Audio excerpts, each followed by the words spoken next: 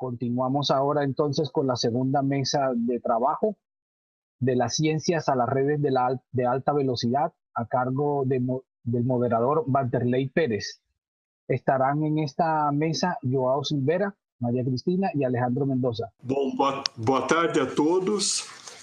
Eu gostaria de dizer o meu muito obrigado pelo convite aos organizadores para moderar a sessão de las ciências a las redes de alta velocidade, com a participação de João Silveira, Maria Cristina Echeverria e Alejandro Mendonça. Bom, primeiro eu gostaria de me apresentar rapidamente. Eu sou engenheiro de alimentos, com pós-graduação em microbiologia, né?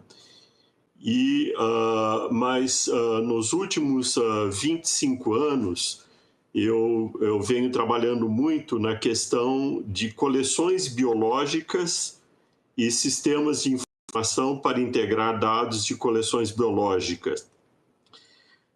Então, toda a minha experiência de trabalho em rede é com a comunidade científica e, portanto, essa é uma oportunidade muito boa para entender e ver o que está acontecendo também nesse âmbito aí de interação de ciências, arte e cultura, né? O primeiro apresentador será o João Silveira, que é intérprete e coreógrafo e investigador, atualmente visitante do Research Fellow na Universidade de Harvard e residente Art Scientist em Le Laboratoire. O João, ele trabalha com a questão de pesquisa sobre a relação entre arte e ciência, né? E o seu trabalho já foi apresentado em diversos eventos em universidades como Harvard, MIT e a Universidade Ryerson, no Canadá, e no Imperial College, em Londres, entre outros. A segunda apresentação será da Maria Cristina Echeverria, que é engenheira em biotecnologia e doutora em produção vegetal. O seu doutorado ela fez na Universidade de Pisa e atualmente ela está trabalhando na Universidade Técnica do Norte do Equador, né? E o tema de trabalho dela é engenharia em biotecnologia. E a terceira palestra será do Alejandro Mendonça, que é pesquisador, que é investigador na Universidade de Hidalgo, no México, e ele é PhD em metodologísticas humanísticas da era digital. E ele atua na área de investigação das humanidades digitais e também artista com foco em artes visuais. Bom, eu gostaria de agradecer aí pelo menos os dois apresentadores que eu estou vendo aí, o João Silveira e o Alejandro. E aí nós podemos começar com a apresentação do João Silveira, que será uma apresentação de 10 minutos, né, seguida da apresentação do Alejandro, e depois aí nós teremos uma sessão de perguntas e discussão. Por favor, João Silveira, seja bem-vindo. Obrigado, estamos escutando bem. Muchas gracias por la invitación. Me llamo João Silveira, vengo del sur de Brasil. Ahora estoy en Río, donde estoy en la Universidad Federal de Río de Janeiro, donde hago mi doctorado. Y también estoy como Research Fellow en Harvard y en UT Dallas. En todos estos sitios, la relación entre arte, ciencia y tecnología. De pronto gustaría de contar un poquito de mi historia personal con la interacción entre arte y ciencia. Y bueno, de pronto yo bailo desde los 10 años de edad, ya hace mucho tiempo, mi conexión con la arte siempre fue primero a través de la danza, era profesional con esto. Pero en verdad, cuando tenía que entrar en la universidad a los 18 años, y como siempre me gustó mucho las ciencias en general, realmente la farmacología, la medicina y todo eso, yo ingresé en la universidad y estudié farmacia y bioquímica, químico farmacéutico. Pero siempre trabajé también con la danza y la verdad siempre trabajé profesionalmente con la danza y la broma es que siempre hacía la conexión con ciencia o el trabajo con la farmacia o como químico farmacéutico en el tiempo libre usual. Bueno, además que eso, el primer proyecto que pude conectar las dos cosas en mi vida, porque antes de eso tenía como dos vidas separadas, pero el primer proyecto que tenía conectar las dos cosas le llamó A Vida em 6x8. El 6x8 es un ritmo de Sudamérica, es un ritmo de origen africana y bueno, y este espectáculo fue un espectáculo que tenía un tema científico como inspiración. El ritmo 6x8 y pronto fue un espectáculo de danza y después en el sur de Brasil, en los Estados Unidos, en otros sitios. Este es un marco en mi carrera profesional, conectando arte y ciencia, porque fue a partir de este proyecto que sé a conocer mejor las posibles conexiones de arte y ciencia. Bien, o que se parecía un proyecto muy pequeño, se tornó un proyecto grande, con más de 30 personas involucradas y bueno, toda esta historia se quedó un libro y también una película.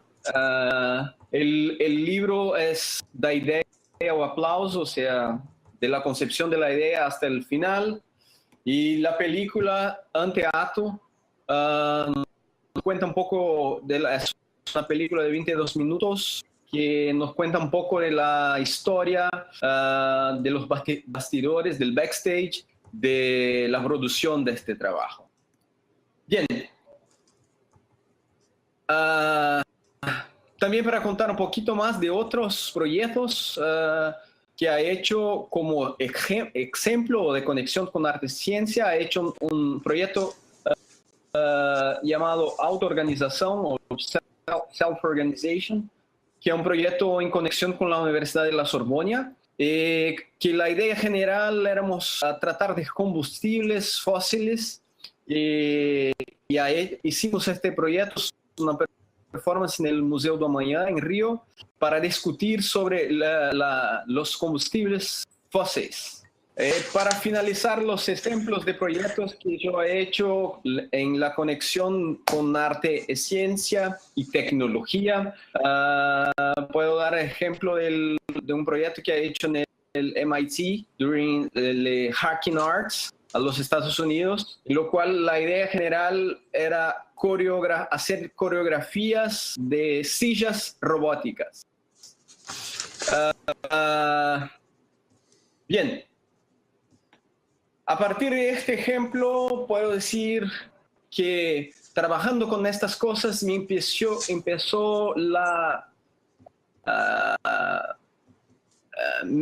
estuve en verdad con muchas dudas sobre en verdad o qué es arte y ciencia, que sabemos que hay una infinidad de posibles nombres para esta área, como Art Science, Art C Art, STEAM, en muchas otras. Y también todavía quiero comprender quién practica arte ciencia, dónde practica y por qué practica, quién hace fomento a estas áreas y así por ejemplo. Dicho, entonces adentramos mucho más en el tema de la conversación de hoy, que es una hipótesis dentro que yo, Denise Lanes, de Universidad Federal de Río de Janeiro, desarrollamos juntos sobre las posibles razones del crecimiento de la arte y ciencia, o por qué hacemos arte y ciencia, por qué se habla más de arte y ciencia hoy. Y una de las posibilidades es que, porque hoy estamos en un mundo muy conectado, con más facilidades de acceso a todos los tipos de datos. A través de las redes sociales tenemos acceso a los más variados temas, desde las artes, las ciencias, las tecnologías, humanidades, con mucho más facilidad.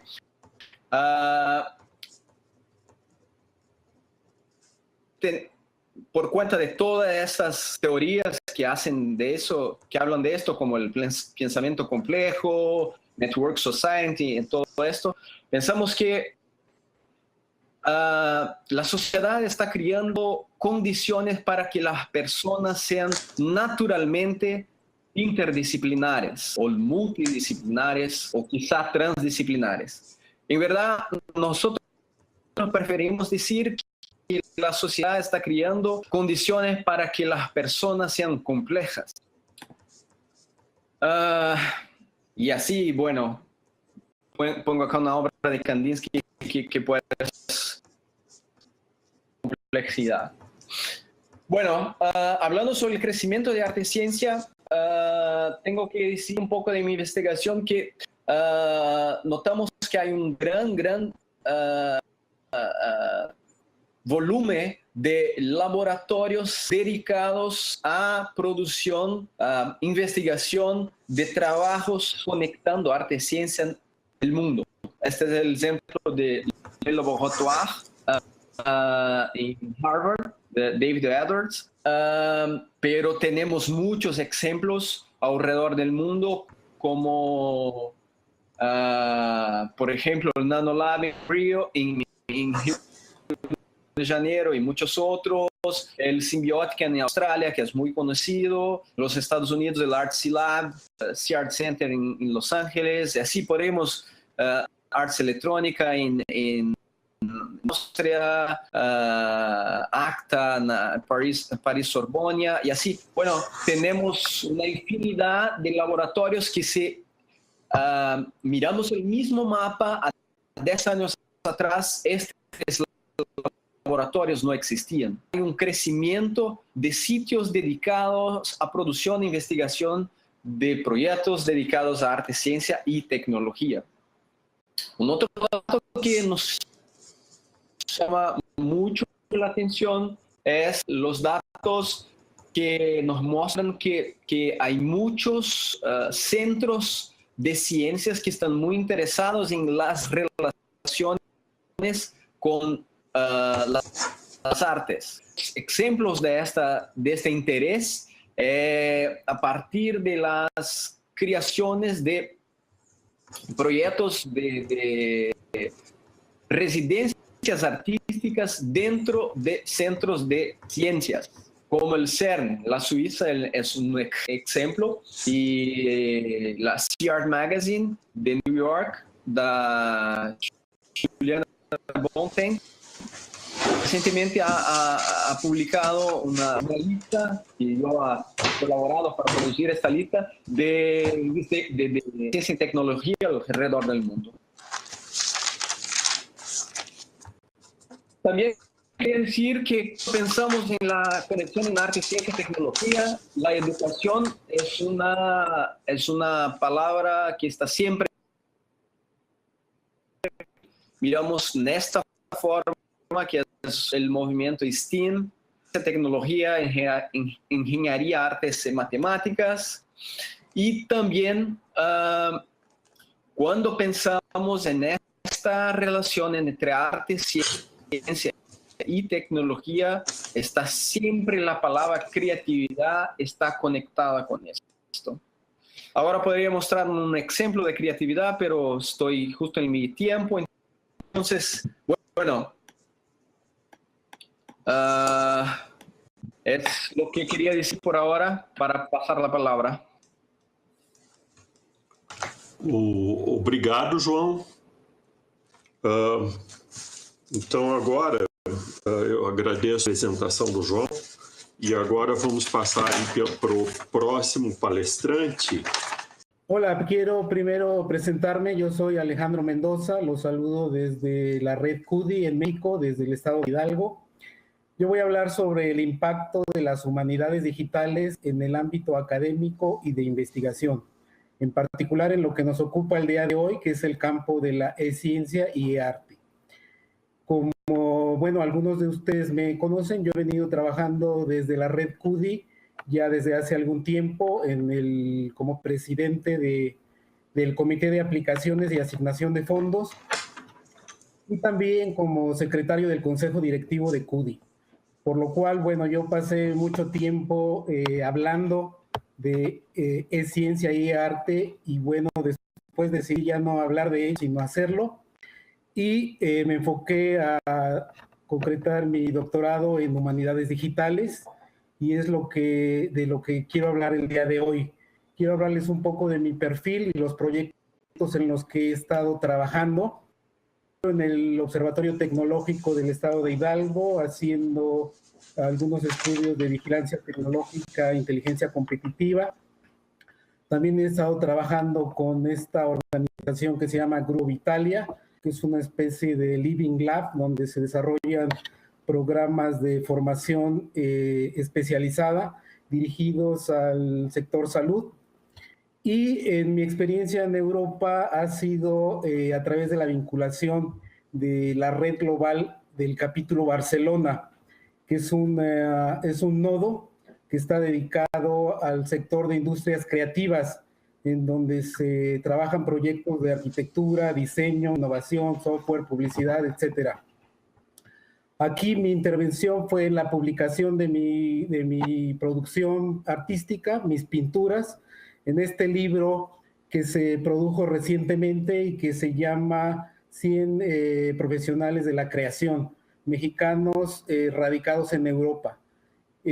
Por otro lado, he estado trabajando en el grupo de investigación Humanismo Europa. Este grupo aglutina investigadores tanto de Asia, de Europa y de América. Y aquí mi investigación ha sido en el desarrollo de un atlas digital para recuperar recursos digitales de los autores mexicanos que pertenecen a la Escuela Universalista Española del siglo XVIII. Y de eso voy a hablar un poco más hacia el fin de mi presentación. Entonces, para entrar un poco en materia sobre el asunto de humanidades digitales, yo quiero, bueno, pues puntualizar un poco los términos, ya que humanidades digitales se usa como un término casi coloquial, pero tiene acepciones específicas. Y bueno, esto ha surgido porque inicialmente la informática tuvo un impacto principalmente en lo que se conoce como ciencias formales y las ciencias naturales, pero gradualmente vemos que ha ido permeando en lo que son las ciencias humanas y las ciencias sociales. Por ello, surgen nuevas disciplinas y en concreto surge esta disciplina que es conocida como humanidades digitales. ¿Y qué son? ¿Qué son con claridad y con exactitud? Bueno, el ingeniero Francisco Varela las define como humanidades digitales, como una disciplina cuyo objeto de estudio son los datos con los que trabajan las humanidades y las artes, cuya metodología consiste en el análisis, estudio, difusión y creación de estos datos, mediando la aplicación de los instrumentos y herramientas que facilitan las nuevas tecnologías, en particular la aplicación de la informática que se hace disponible a los investigadores. Esta es una definición de humanidades digitales. Y las áreas que cubre, pues son todas estas, los estudios lingüísticos, estudios filológicos, estudios filosóficos, arqueológicos, literarios, pero en particular para el tema que estamos hablando hoy, creo que son muy relevantes estos dos últimos, los estudios histórico-artísticos y también lo que tiene que ver con metodologías didácticas, ya que son áreas transversales en las ciencias y en las disciplinas de todos los que venimos presentando aquí. Entonces, las áreas de investigación de frontera en las que se están desarrollando proyectos en humanidades digitales a nivel global tienen que ver con estos 5 aspectos que señalo en este cuadro, que son las colecciones digitales, los archivos digitales, las tecnologías de mapeo geoespacial, los entornos de visualización inmersiva tridimensional, los estudios de grandes volúmenes de datos que se generan a partir de las redes sociales y las iniciativas de crowdsourcing, así como el análisis de textos electrónicos que frecuentemente se realizan en el campo de las humanidades. Además, existen ámbitos de carácter transversal que están permeando en prácticamente todas las disciplinas humanísticas. Por ejemplo, los MOOCs o los cursos masivos abiertos a distancia, que originalmente se hicieron disponibles principalmente en las áreas de ingeniería y de negocios. Ahora se encuentran también cada vez más este tipo de cursos en los estudios literarios o en la historia del arte. También otra área transversal es la digitalización y catalogación de contenidos en todas las áreas del saber, ya no solo en las bibliotecas y museos, sino también en centros culturales que ponen disponible una gran cantidad de información. Otro aspecto transversal son los microrrelatos que permiten la expresión de expertos o de aficionados a través de los blogs especializados o a través de herramientas de microblogging. El texto en soporte digital que permite el desarrollo de artefactos como los e-books o e-books en sus usos ya sean académicos, lúdicos o de investigación. Y bueno, aquí quiero presentarles ya proyectos concretos que se están desarrollando en distintas partes del mundo, principalmente en Europa y en América. Por ejemplo, en el campo de colecciones y archivos digitales tenemos el proyecto de Papiro Oxirrinco, desarrollado por la Universidad de Oxford. Este es un proyecto desarrollado bajo el estándar de metadatos TEI, que es un estándar que es muy relevante en el campo de las humanidades digitales para poder compartir contenidos. En el campo de la lectura y análisis de datos electrónicos, este proyecto de TAP-OR, desarrollado por la Universidad de McMaster, así como el proyecto hermenéutica de la Universidad de McGill, que pone disponible la herramienta Voyant para análisis de textos digitales. Otro proyecto es en tecnologías de mapeo geoespacial, es de HyperCities en la Universidad de California en Los Ángeles y la Universidad del Sur de California, que consiste en acomodar mapas históricos para adaptarlos a las plataformas digitales. En el campo del Big Data o análisis de grandes volúmenes de datos, la informática social y el crowdsourcing, existen iniciativas como esta del Digging into Data Challenge, que consiste en la creación de una plataforma transpacífica entre los gobiernos de Reino Unido, Estados Unidos y Canadá, en donde se han desarrollado proyectos como el del mapeo de la República de las Cartas. Es un proyecto que consiste en analizar las redes de intelectuales en los siglos XVII y XVIII. Otro, en el campo de los entornos de visualización inmersiva tridimensional, quiero mencionar este proyecto que se llama The Cave, es un proyecto de geología y geografía de la Universidad de West Virginia. Y bueno, en el mundo hispano, muy relevante y en lo que más he trabajado, que es esto del Atlas Digital.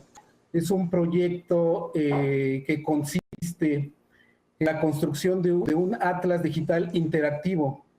Es un recurso que aglutina información de las figuras intelectuales pertenecientes a la Escuela Universalista Española del siglo XVIII, donde intervienen figuras intelectuales mexicanas que tienen una trayectoria entre México, España e Italia. Este proyecto lo he desarrollado como parte del trabajo que vengo elaborando dentro del grupo de investigación Humanismo Europa. ¿Y en qué consiste? Consiste, como lo señalaba, rescatar a las figuras mexicanas pertenecientes a la Escuela Universalista Española y que han sido identificadas por nuestro grupo de investigación en diversas publicaciones. Y hablamos de figuras en concreto de la Nueva España, como son Francisco Javier Clavijero y como Pedro Márquez, cuya obra es importante rescatar, ya que muchos de sus textos ni siquiera han sido publicados en castellano, ya que estos personajes estuvieron exiliados en Italia y publicaron en Europa la mayor parte de su obra. Entonces, en el lado español se vinculan con figuras como Juan Andrés, como Lorenzo Hervás y Antonio Eximeno. La pregunta fundamental que nos ha llevado a desarrollar este estudio es ya, bueno, en la era, si bien hablamos de personajes del siglo XVIII, pero en la era digital, ¿cuál es la representatividad que tienen hasta ahora los autores mexicanos de la Escuela Universalista en las bibliotecas digitales? Y para ello desarrollamos un análisis comparativo entre los catálogos de América y Europa. Esto nos llevó a hacer una curación y una catalogación de fuentes de información, tanto de México, de España y de Italia, así como de recursos de alcance global, como el proyecto Europeana o el proyecto del WorldCat, que es un catálogo mundial, y las redes sociales, en donde también podemos encontrar contenidos vinculados a estos autores. Como resultado, estamos construyendo este Atlas Digital que nos vincula de forma interactiva con una serie de recursos, bibliotecas, fondos en distintas partes, tanto de América como de Europa. Y se ha complementado además con una serie de mapas de espacio-tiempo que nos señalan la cronología de donde transcurrió la vida de estos autores. Vemos, por ejemplo, en el centro la información biográfica. En la parte de abajo tenemos una línea de tiempo señalando los principales eventos y hechos históricos que a su vez se vinculan con la ubicación geográfica, y lo podemos observar todo en un solo recurso que ha sido puesto disponible como un recurso abierto. Además, estamos agregando contenido visual, como son estos dibujos de los mexicanos, en donde los hemos catalogado en una herramienta bajo el estándar Dublin Core, que nos permite compartir y colocar metadatos a fin de tener estos recursos disponibles de forma abierta. Cristina, ¿puede iniciar su presentación? Muchísimas gracias. Buenas tardes. Muchísimas gracias por la invitación. Mi nombre es Cristina Echeverría. Yo soy ingeniera en biotecnología y doctora en producción vegetal. Estoy muy contenta de participar en este foro y discutir cómo la tecnología nos ha ayudado en el desarrollo de las diferentes actividades que emprendemos. Para empezar, quiero hablarles un poco de mi línea de investigación. Yo me dedico al estudio de la microbiología del suelo, es decir, cómo interactúan los microorganismos con las plantas. Sean estas interacciones positivas o negativas. Negativas, como es el caso de la producción de enfermedades, o positivas cuando los microorganismos son capaces de promover el desarrollo vegetal. En este sentido, nosotros aplicamos estos conocimientos para proporcionar soluciones biotecnológicas que mejoren la productividad agrícola. Otro campo de investigación es el estudio del rol que ejercen los microorganismos en el reciclaje de nutrientes.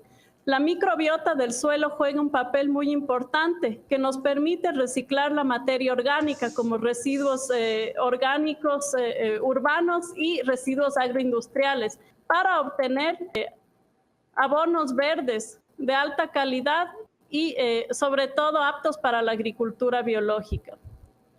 En este sentido, una de las investigaciones más importantes que yo he tenido la oportunidad de desarrollar fue la creación de una empresa spin-off realizada en la Universidad de Pisa en Italia. Nosotros creamos la BTM o Biological Tools for Mediterranean Agriculture para reciclar los residuos de la extracción del aceite de oliva, que en los países del Mediterráneo pues representan un problema grave.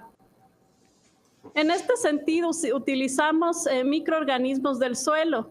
Lo que nosotros queríamos era producir un compost verde realizado únicamente con estos residuos para nosotros lograr obtener un compost, pero no solo que mejore la calidad de las plantas, sino que además nos permite introducir agentes de biocontrol o microorganismos que inhiben la proliferación de patógenos radicales.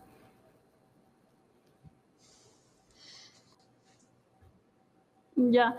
Cuando nosotros realizamos esta iniciativa, tuvimos la oportunidad pues, de tener una buena acogida con excelentes resultados y empezamos a trabajar ofreciendo el servicio a todos los sancificios o lugares donde se producían los residuos del oliva.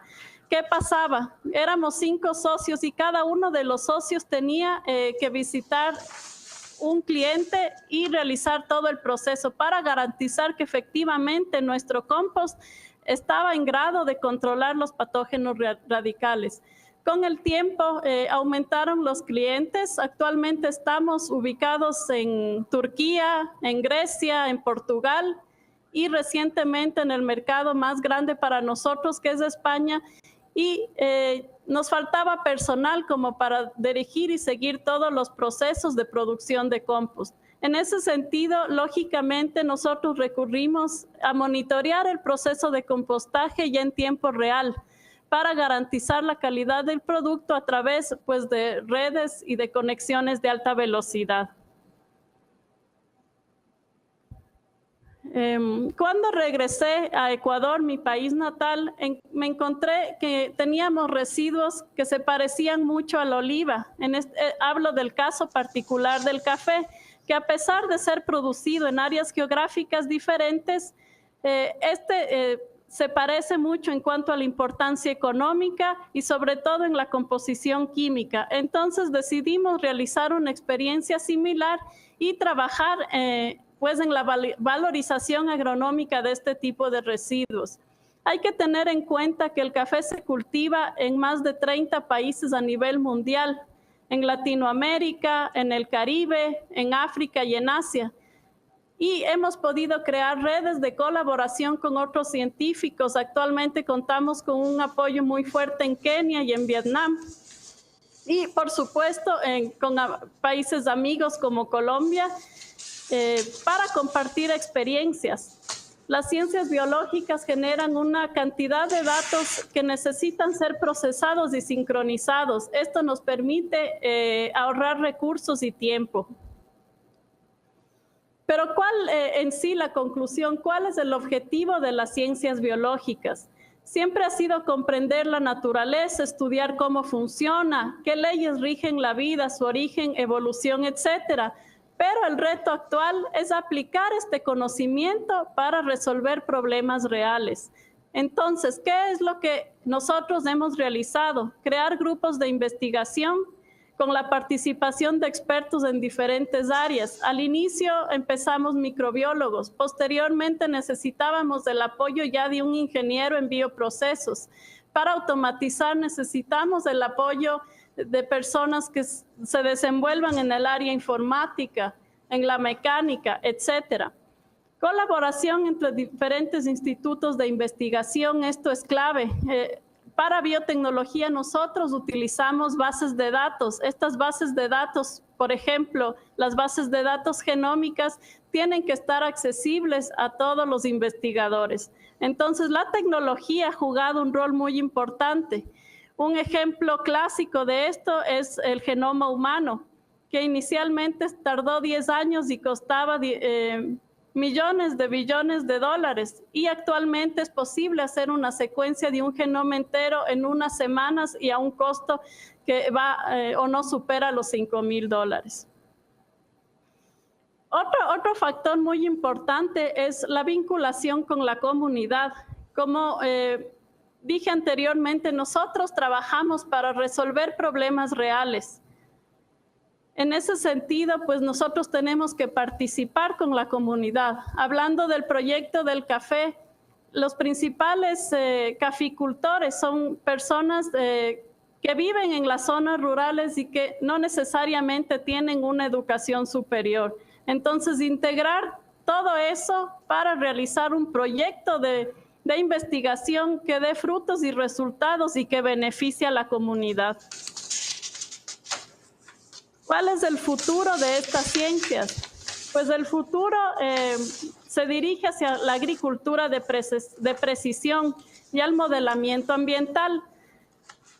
¿Qué necesitamos aquí? Generalmente se usan drones. Estos drones tienen adaptado un software especial con cámaras fotográficas que nos dan imágenes, que al ser procesados estas imágenes nos indican cuánta cantidad de agua debemos poner a las plantas, dónde hace falta, por ejemplo, realizar un tratamiento. ¿Qué está pasando con los cultivos? Esto permite ahorrar tiempo y dinero, porque los recursos son precisos para áreas donde realmente se necesita, sin desperdiciar absolutamente nada. Entonces, con este background, nosotros tenemos que pensar en que realmente la cantidad de datos que nosotros obtenemos al estudiar las ciencias biológicas son inmensos. En este sentido, los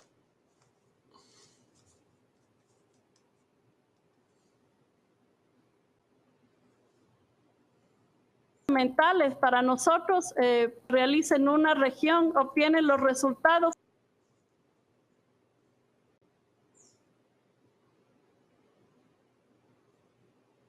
que eso me sirve a mí también para tal vez no repetir el mismo experimento en mi operación. Es muy interesante. Yo siempre digo a la naturaleza se le ocurrió primero. ¿Por qué? Porque las plantas tienen sistemas similares. Por ejemplo, los hongos micorrízicos forman redes y crecen en asociación con las plantas. Estas redes forman pequeñas, digamos, similares a extensiones radicales que están conectadas entre sí. Entonces, una planta que está a kilómetros de distancia de otra y que además es de una especie totalmente diferente, puede comunicarse o interactuar. En este sentido, nosotros prácticamente lo que buscamos es realizar lo mismo. Ya nosotros podemos monitorear procesos en biomedicina y en todas las áreas biológicas, monitorear procesos en tiempo real y a una distancia inclusive por ejemplo, un médico cirujano no necesariamente tiene que estar presente en la operación, pero puede monitorearla a través de robots. Esto es cuánto yo puedo aportar desde el punto de vista de las ciencias, desde el punto de vista científico, cómo nosotros trabajamos, cómo nosotros cooperamos. Sí, creo que esto sería un poco de lo que realizamos, de cómo trabajamos, las tecnologías que utilizamos. Pues al inicio el Internet en sí surgió de para resolver problemas de los físicos en el CERN, y ahora nosotros estamos utilizando también para otras ciencias más aplicadas. Muchísimas gracias por su atención y ha sido un gusto compartir con ustedes. Gracias, Cristina. E então, creio que podemos partir para a sessão de perguntas e discussão. E creio que foi muito interessante ver em que as três apresentações a questão de se apropriar de los avanços de tecnologia para avançar em la questão de disseminação de ciência, cultura e arte. Pero creio que se não há perguntas de los ouvintes, seria interessante nós discutirmos um pouco de como esses avanços tecnológicos estão permitindo a criação e a colaboração em rede. Si me permite, podría dar algún comentario que era justamente lo que iba a mencionar para el final de mi presentación. A manera de conclusiones, yo quería señalar que efectivamente que yo he presentado, que es este campo de las humanidades digitales, existen muchas aplicaciones concretas y muchos proyectos que se están desarrollando en red, pero aquí les quiero compartir esto que desarrollé a manera de conclusiones, en donde de algún modo quiero señalar lo que en la mañana veíamos, que aun cuando hay muchos proyectos, también se observa en que tenemos una mediatización excesiva, en el sentido de que algunos proyectos meramente de pozo, de exposición, de visibilidad, y falta tal vez en este momento, en donde ya tenemos las redes de alta velocidad, de altas prestaciones, trabajar en mayor profundidad de los contenidos, y es precisamente donde las humanidades digitales vienen a apoyar, ¿no? Es decir, no solamente ya presentar un show, una exposición o un espectáculo, sino trabajar a nivel de generar no solo el cambio tampoco, porque el cambio debe tener un sentido, y antes de ese cambio tiene que haber reflexión, pensamiento crítico, análisis, y creo que esa es una reflexión que debemos abordar en el grupo. Y otra de las conclusiones que yo quería señalar es que esta dinámica nos demanda recursos en ambos sentidos, en cuanto al desarrollo de contenidos de mayor profundidad, pero también en continuar en la potencialización de las capacidades de los recursos de cómputo y los recursos de telecomunicaciones. Entonces creo que ambos retos son concurrentes. Sí, los tecnólogos, los artistas tienen que estar ahí, pero también los pensadores y también el pensamiento crítico y la reflexión, el rescate de nuestra cultura, de la cultura hispana, de la cultura latinoamericana en particular. Y bueno, esas son en esencia las dos conclusiones que yo quería abordar.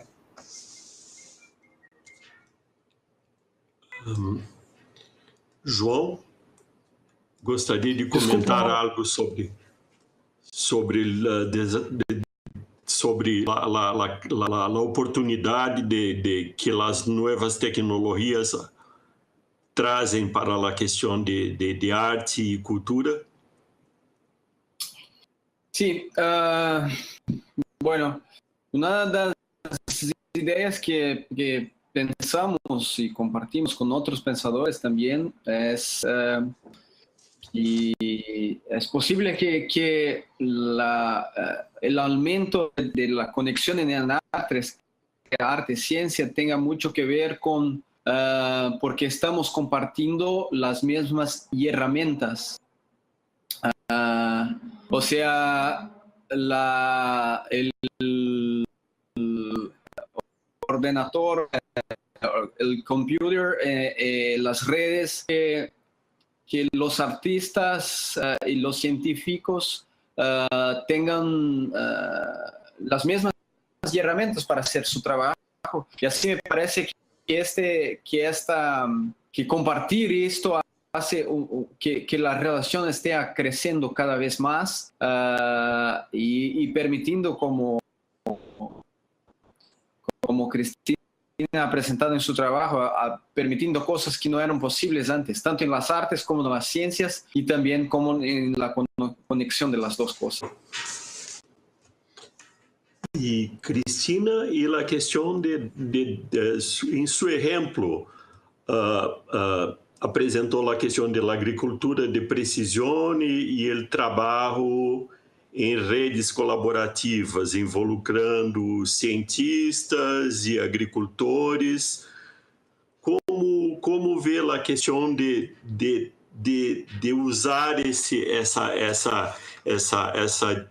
essas redes de alta velocidade para melhorar a interação de diferentes tipos de comunidade? Pero creio que essa é uma questão muito importante, como trabalhar com diferentes tipos de comunidade em la área de ciência e microbiologia e la agricultura de precisão. Alejandro e João Silveira têm mais comentários a fazer sobre a questão, não apenas de como fazer ciência em redes de alta velocidade, pero trazer as redes de alta velocidade para disseminar mais cultura e arte. Sí. Bueno, lo que estamos haciendo hoy para mí es un ejemplo de esto, Vanderlei. Una vez que cada vez más hay interacciones posibles, por cuentamos ahora en diversos países, estamos ahora todos acá charlando y hablando sobre el tema, y tuvimos una performance artística acá en real time. Y además también tenemos el problema, no soy experto en el tema, soy usuario y no soy experto, pero del desarrollo de la tecnología. Por ejemplo, acá en Brasil, sabes que en muchos sitios no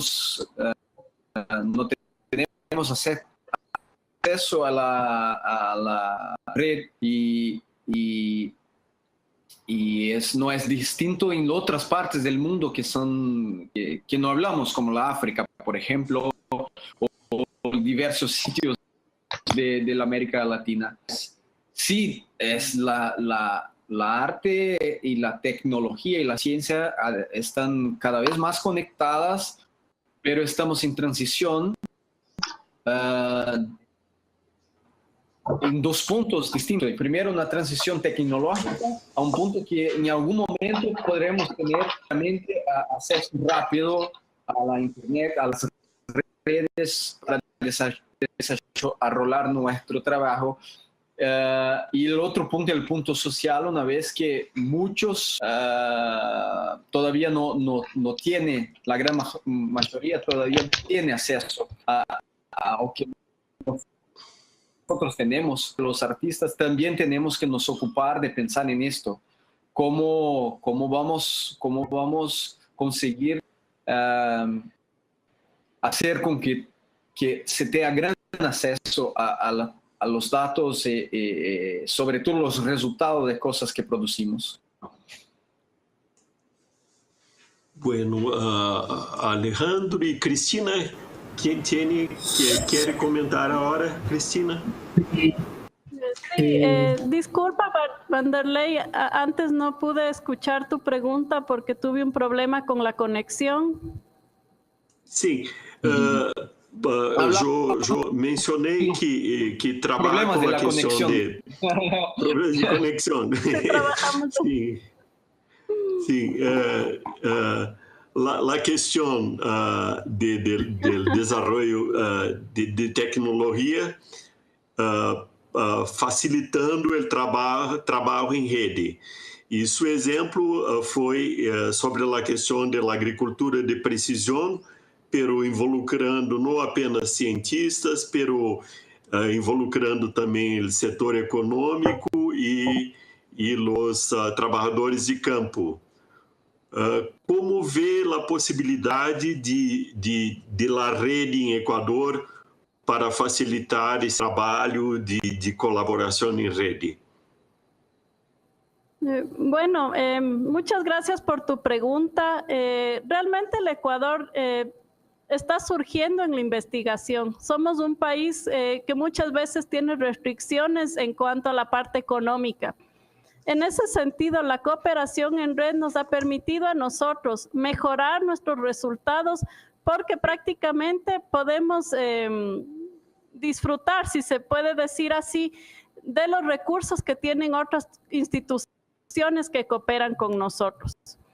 Entonces, en ese sentido, nosotros con el uso de redes de alta velocidad podemos intercambiar recursos que participan. Como mencioné, nosotros tenemos, por ejemplo, colaboraciones con Kenia. Ellos también, al igual que el Ecuador, hay muchas similitudes. También están en la línea ecuatorial. También es un país con escasos recursos, pero uniendo potenciales podemos llegar más allá. En ese sentido, el trabajo en red es importante. Los resultados que podíamos tener en unos 2 años de investigación, ahora los podemos lograr en 1 mes. Entonces, eso es lo que nosotros hemos podido disfrutar, además de enriquecernos de las experiencias de los demás países y colaboradores que participan con nosotros. Gracias, Cristina. Creo que tenemos que concluir la sesión. E como resumen, creio que as 3 apresentações mostraram o desenvolvimento muito importante e distinto nos campos de humanidades, arte, dança e também ciência. Pero creio que é muito importante o trabalho das redes nacionais de comunicação, né? Em Brasil, a RNP tem dado uma contribuição muito importante para a melhoria da conectividade, né? E nesse âmbito de integração aí de esforços de diferentes países e redes nacionais, eu acho que a Rede Clara tem um papel muito importante aí para poder integrar, por exemplo, essa apresentação envolvendo aí o João aqui do Brasil, a Cristina Echeverria do Equador e o Alejandro no México. Graças a todos por las apresentações e obrigado. Muchas gracias. Un gusto compartir. Gracias. Obrigado.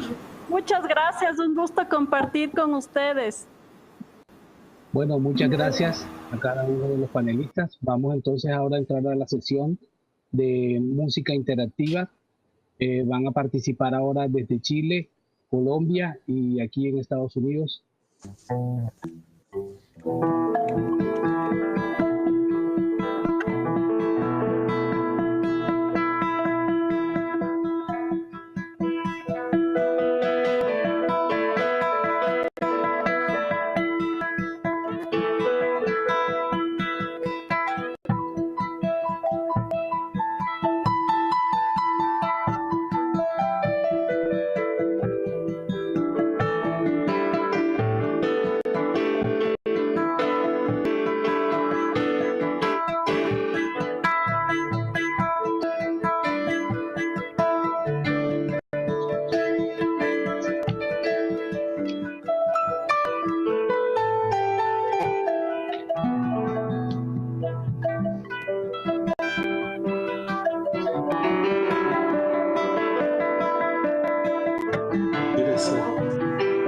a mesa acabou, que eu estou participando.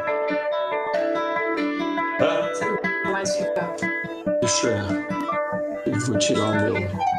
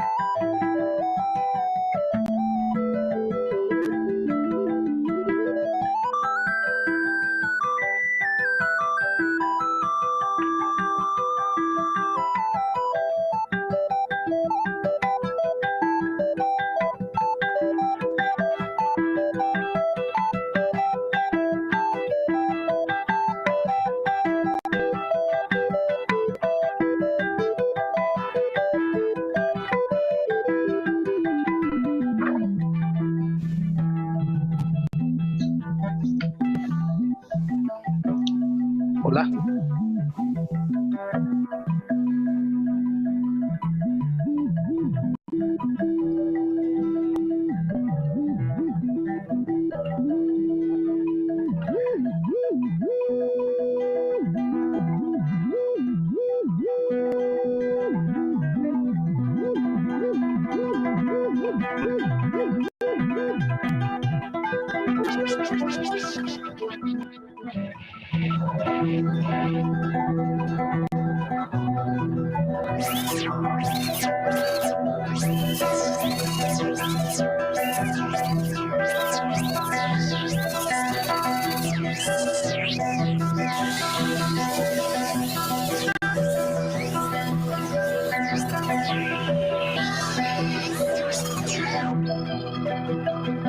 Bueno, muchas gracias.